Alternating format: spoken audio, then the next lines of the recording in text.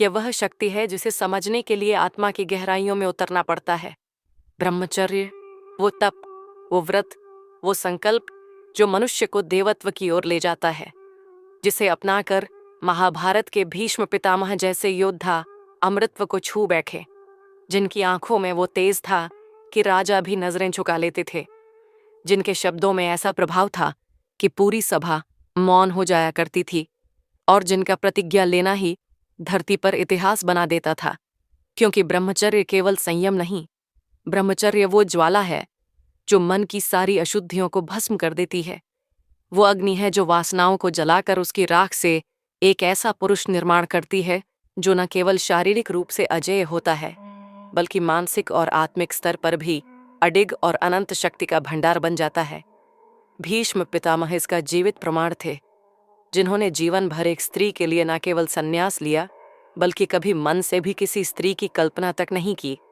और यही ब्रह्मचर्य का सच्चा स्वरूप है कि जब मन, वाणी और कर्म तीनों एक दिशा में हो जाते हैं, तो फिर मनुष्य में ऐसी ऊर्जाएं जागृत होती हैं जो सामान्य व्यक्ति की कल्पनाओं से परे होती हैं। भीष्म की आंखों का तेज कोई साधारण तेज नहीं था, वह वो ब्रह्म तेज था जो उनकी आत्मा की अग्नि से उत्पन्न हुआ था। उनकी उपस्थिति ही मैदान ए जंग में भय का कारण बनती थी, क्योंकि ब्रह्मचर्य से उत्पन्न शक्ति केवल मांसपेशियों की ताकत नहीं होती, वह वो मानसिक एकाग्रता और स्थिरता होती है जिससे व्यक्ति हर परिस्थिति में अडिग रहता है। उसका चित्त इतना शांत और स्थिर हो जाता है कि मृत्यु भी उससे कांपती है। और यही कारण था कि भीष्म पितामह को इच्छा मृत्यु का वरदान मिला, क्योंकि जब आप जीवन की सभी वासनाओं पर विजय पा लेते हो, तब मृत्यु पर अधिकार मिलना केवल एक औपचारिकता बन जाती है। ब्रह्मचर्य का पालन करने वाले केवल अपनी कामेच्छा पर नहीं, बल्कि अपने पूरे अस्तित्व पर नियंत्रण पा लेते हैं। उनका जीवन एक शस्त्र की तरह धारदार हो जाता है, जो दुनिया के हर मोह, भय और लोभ को काट देता है। और यही कारण है कि चाहे वह हनुमान हों, आदि शंकराचार्य हों या विवेकानंद, जिन्होंने ब्रह्मचर्य का कठोर पालन किया, उनकी आत्मा से जो ऊर्जा निकलती थी वह केवल प्रेरणा नहीं, वह क्रांति थी। वो बदलाव था जो समाज की रचना करता है। और इसी बदलाव की चिंगारी से जल उठा था वह योद्धा जिसे हम आज भी भीष्म पितामह के नाम से जानते हैं। उनका संकल्प मात्र एक त्याग नहीं था, वो एक परमाणु बम था जो उनके पूरे अस्तित्व में विस्फोट कर गया, और जिसने उन्हें सामान्य राजकुमार से सीधे ब्रह्मचारी देवता बना दिया। उनकी आंखों में वह तेज कैसे आया?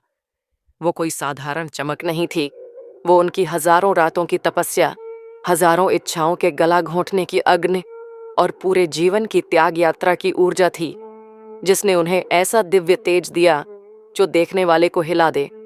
और यह तेज केवल उनकी आंखों में नहीं था, यह उनकी आत्मा से बाहर फूटता था। इसलिए तो जब वो सभा में खड़े होते थे, सब मौन हो जाते थे। जब वो युद्ध भूमि में उतरते थे, योद्धाओं के हाथ कांपने लगते थे। और जब वो लेटे हुए थे बाणों की शैया पर, तब भी उनका तेज सूर्य के प्रकाश को मात दे रहा था। यह है ब्रह्मचर्य की खतरनाक शक्ति, शब्दों से परे, विज्ञान से ऊपर, और आत्मा के गहराई से निकलती हुई एक ऐसी शक्ति जो न तो झुकती है, न डरती है, न मरती है। वैज्ञानिक भी आज मानते हैं कि जो व्यक्ति अपनी यौन ऊर्जा को संयमित करता है, वह ज्यादा मानसिक फोकस रखता है। उसमें आत्मविश्वास, निर्णय क्षमता और रचनात्मकता कई गुना बढ़ जाती है। यही कारण है कि स्वामी विवेकानंद ने कहा था, जो भी व्यक्ति ब्रह्मचर्य का पालन 12 साल तक करता है, वह जो चाहे वो बन सकता है। ब्रह्मचर्य एक स्पिरिचुअल सुपर पावर है जो आपके शरीर, मन और आत्मा को उस स्तर पर ले जाती है जहां से नीचे देखो तो दुनिया छोटी दिखती है। यह कोई पाखंड नहीं है, यह पूर्ण वैज्ञानिक और आत्मिक सत्य है। आज के युवा जो सोचते हैं कि ब्रह्मचर्य केवल सन्यासियों का मार्ग है, वो ये नहीं समझते कि ब्रह्मचर्य अपनाने वाला योद्धा सबसे बड़ा क्रांतिकारी होता है, क्योंकि वह खुद को बदलता है। और जो खुद को बदल लेता है, वो पूरी दुनिया बदल सकता है। अगर भीष्म पितामह विवाह कर लेते, भोग विलास में जीवन बिता देते, तो क्या वे अमर होते? क्या उनका नाम आज भी इतिहास में स्वर्ण अक्षरों में लिखा होता? नहीं, उन्होंने ब्रह्मचर्य का